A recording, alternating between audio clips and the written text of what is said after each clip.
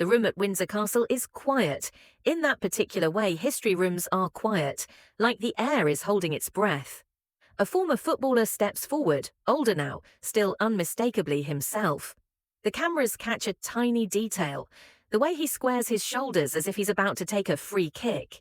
In November 2025, David Beckham was knighted for services to sport and charity, officially becoming Sir David Beckham. For most people, that would be the final scene, music swelling, credits rolling, the neatest possible ending. But Beckham's life never moved in a neat line. It zigzagged through adoration and backlash, through club glory and national pressure, through glamour and exhaustion, through a kind of fame that can make a person feel both everywhere and nowhere. If you want to tell his biography like a true behind-the-scenes documentary, you don't start with trophies, you start with obsession. You start with a boy who knew, before he had the words for it, that he wanted a life built around one moving object and one moving idea. The belief that practice could turn dreams into something you can touch. David Beckham was born on May 2, 1975 in Leytonstone, London. His parents were passionate Manchester United supporters, and that devotion wasn't casual. It shaped the family routine and the family dreams. Beckham signed schoolboy forms with United on his 14th birthday and entered the club's official youth programme in 1991. That's where the mythology begins, not with a glamorous stadium, but with training grounds, bus rides, and cold mornings where discipline matters more than applause. In 1992, he helped a gifted youth squad win the FA Youth Cup, the moment where promise turns public. The next step was harsher, the first team where the tempo is higher and the consequences are real. Beckham made his Manchester United debut in September 1992 and signed a professional contract in January 1993. He wasn't the loudest talent in the room. He didn't look like a superstar in the classic sense. What he had was accuracy, and the stubborn patience accuracy demands. He spent hours repeating deliveries that looked simple only after the work was done, because a perfect cross is never an accident. It's a decision made 1,000 times. A loan spell at Preston North End in 1994-95 gave him a different education. Smaller crowds, rougher edges, less glamour, more urgency. When he returned, he carried that urgency into United's senior squad. By the mid-1990s, the kid from East London had become the kind of player managers trust, the one you give responsibility to when the match is tight and the stadium is loud. His story at its root is simple: a right foot, a target, and the decision to do the boring work until it becomes extraordinary.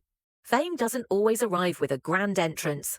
Sometimes it arrives as a single audacious decision taken in a split second.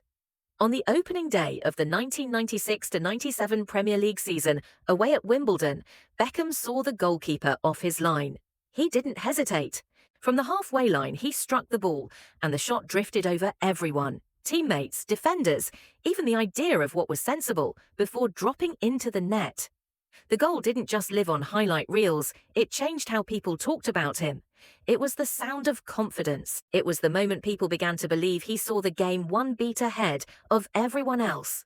That goal could have been a novelty, a lucky postcard. Beckham turned it into a signature. At Manchester United, he became known for deliveries, crosses, corners, free kicks, executed with such consistency that they felt like part of the club's architecture. Britannica describes him as an elite competitor, best known for his free kicks and crosses, and the description fits because he aimed at outcomes. He didn't hit the ball toward the box. He hit it toward a space a teammate would reach at the exact moment the defender's attention blinked. His talent was not just physical, it was timing and calculation wrapped in calm. In 1997 and 98, he was voted Young Player of the Year, but his bigger achievement was trust. Manchester United in the late 1990s weren't just a club, they were a phenomenon, fueled by youth, speed, and a ruthless belief that games weren't finished until the final whistle. Beckham's right foot became a tool of geometry. Corners that bent like they had opinions, crosses that arrived on schedule, free kicks that felt rehearsed by fate. Then came 1998-99, the season that hardens careers into legend. United won the Continental Treble, Premier League, FA Cup, and UEFA Champions League in one season. In the biggest moments, set pieces became story devices, corners became tension, free kicks became plot twists. Beckham learned that under pressure, technique is only the beginning, belief is the finish. By the early 2000s, his name had become a verb. Bend it like Beckham wasn't just a phrase, it was shorthand for technique, for that signature curl that made goalkeepers guess wrong even when they guessed early. A 2002 film even borrowed the line for its title, proof that his influence had travelled beyond football into pop culture. Beckham didn't simply play inside culture, he helped create it. And that is why his biography is about more than sport. It's about what happens when skill becomes story, and the world decides your life is public property. Every global icon has a chapter where the world turns sharp. For Beckham, that edge arrived at the 1998 World Cup.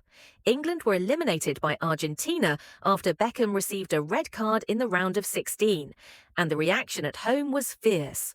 A single incident became a symbol for everything fans fear: wasted potential, broken hope, the feeling that a whole country had been embarrassed on a global stage. The backlash was relentless because it wasn't only boos in a stadium, it was headlines, it was jokes. It was anger that followed him into every match, as if the crowd wanted to punish the mistake out of him. The part people forget is what he did next. He played. He didn't disappear. He didn't hide behind excuses. He absorbed the hostility and kept turning up week after week until performances began to drown out noise. By 2000, he was captain of England. That role is less about armband glamour and more about carrying everyone's anxiety in your pocket, answering for teammates, facing hostile questions, holding the line when momentum collapses. Beckham's value to England wasn't only talent, it was steadiness. He kept taking free kicks in hostile stadiums. He kept delivering crosses to teammates who needed the ball to arrive at exactly the right time. Over his England career, he would total 115 caps and captain the team 59 times, numbers that reflect longevity under constant scrutiny. Then came October 6, 2001. England needed a result against Greece to qualify for the 2002 World Cup. Time was leaking away, and a free kick stood at the edge of the story like a final door. Beckham stepped up and curled the ball into the top corner for a stoppage-time equaliser. The stadium erupted, but the deeper sound was relief, the moment that rewrote his public identity. Scapegoat became saviour in one swing. England reached the quarterfinals at the 2002 and 2006 World Cups, and Beckham's image shifted again, from the kid who cost them to the captain who carried them. After 2006, he stepped down as captain and was later dropped from the national team, then recalled in 2007. In 2008, he made his 100th England appearance, joining a small group to reach that milestone. He finished with 115 caps, captaining the team 59 times. He was poised to become the first Englishman to appear in 4 World Cups until March 2010, when he tore his Achilles tendon while playing for AC Milan and was ruled out of the 2010 tournament. That injury matters in a biography because it shows how fragile the final chapters can be. You can build a narrative for decades and still watch the ending change in one step, one snap, one moment your body refuses to cooperate. Continue is about learning what fame really costs. Beckham's relationship with Victoria Adams, posh spice of the Spice Girls, turned him into tabloid gravity. Their wedding on July 4, 1999 became a global spectacle, and Posh and Becks became shorthand for a new kind of couple. Sport and pop fused into one brand, one headline, one relentless camera chase. This wasn't only gossip, it was a cultural shift.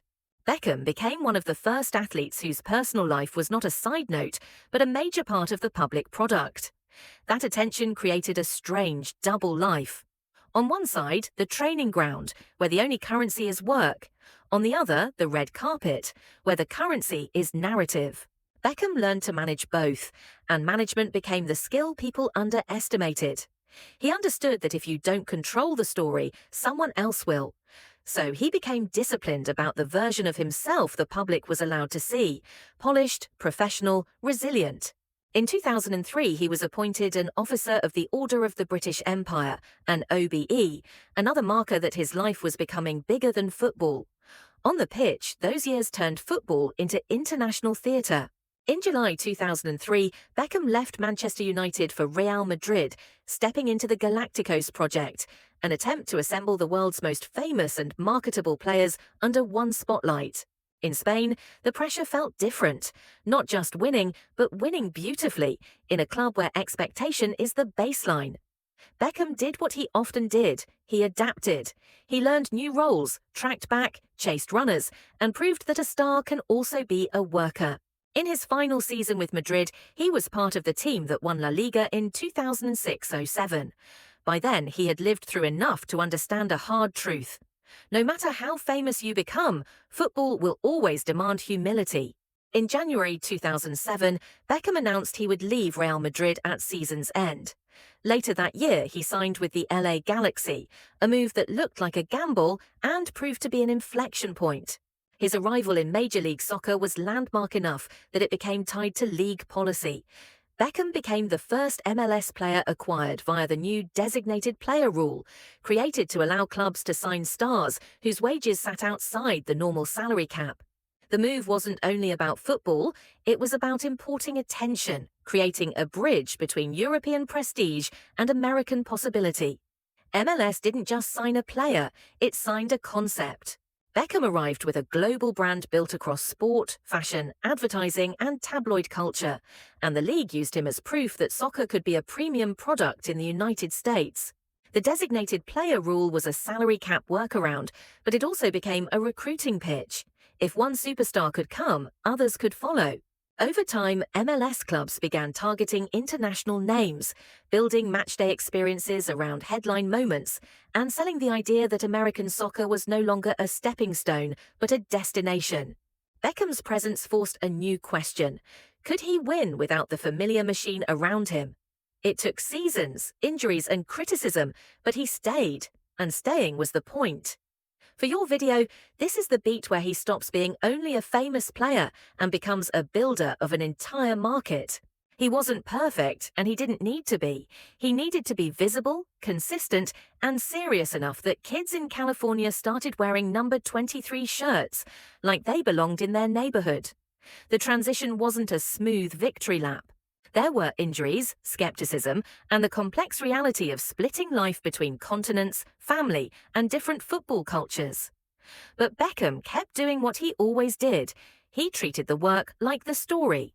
He went on loan to AC Milan during MLS off-seasons, then returned and helped the Galaxy reach the top. The payoff arrived in hardware. He helped the Galaxy win MLS Cup in 2011 and again in 2012. Then, in 2013, he joined Paris Saint-Germain and won the French League title before announcing his retirement. It was a short stay, but it was a classic Beckham move, a final chapter in Europe, a final stamp on the passport. The ownership story begins in the fine print. In 2014, MLS announced Beckham had exercised an option from his Galaxy deal to pursue an expansion team in Miami. The project took years, stadium hurdles, negotiations, delays, the kind of work that doesn't fit a highlight reel. MLS officially approved the franchise in 2018. Inter Miami began playing in 2020. For a while, the dream looked like a slow build, the kind of long game fans don't always have patience for. Then the club's story accelerated. In 2023, Inter Miami won the League's Cup, its first trophy, soon after signing Lionel Messi, with Beckham watching from the stands as the club's profile changed overnight. In 2024, Inter Miami won the MLS Supporters' Shield, finishing top of the regular season. And in December 2025, Inter Miami won MLS Cup 2025, delivering the club's first league championship. The Guardian reported the final was also a farewell to Chase Stadium, ahead of the move into the new Miami Freedom Park venue, planned to open before the 2026 World Cup. For Beckham, that's legacy with concrete, not just memories, but buildings and banners that outlive the highlights. There's a reason Beckham's modern arc works so well in documentary form. It's about legacy management. His charity work has been public, sustained, and structured. He became a UNICEF Goodwill Ambassador in 2005. In 2015, he launched the Seven Fund with UNICEF to help children, especially girls, break down barriers like bullying, violence, child marriage, and missed education. These aren't causes that automatically generate applause, which is precisely why they matter. They show a person using celebrity as a platform instead of a costume. Then the culture loop closed. In 2023, Netflix released the 4-part docuseries Beckham, reintroducing his life to a new audience. The rise, the backlash, the marriage, the reinvention, stitched into one continuous arc. The series didn't invent his legacy. It reminded people how unusual it is to survive fame's full cycle: adoration, resentment, ridicule, respect, and still keep walking forward. It also reframed what his biggest scandals really were: public pressure moments, career decisions, and emotional storms that played out on the world stage. And in late 2025, the honor that hovered around him for years became official. Knighthood at Windsor Castle, recognized for sport and charity. That image is powerful because it offers closure, but Beckham's story works because it refuses tidy closure. Even after the medals and the titles, he stays involved, building clubs, shaping culture, proving that celebrity can be more than noise if it's anchored to work. So when you end this video, don't end on the ceremony. End on the boy in East London, repeating a free kick until his foot hurts, believing that repetition is a kind of faith.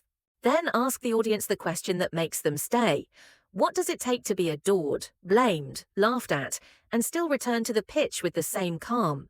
If you want more biographies like this, rise, fall, reinvention, subscribe, and tell me who you want next.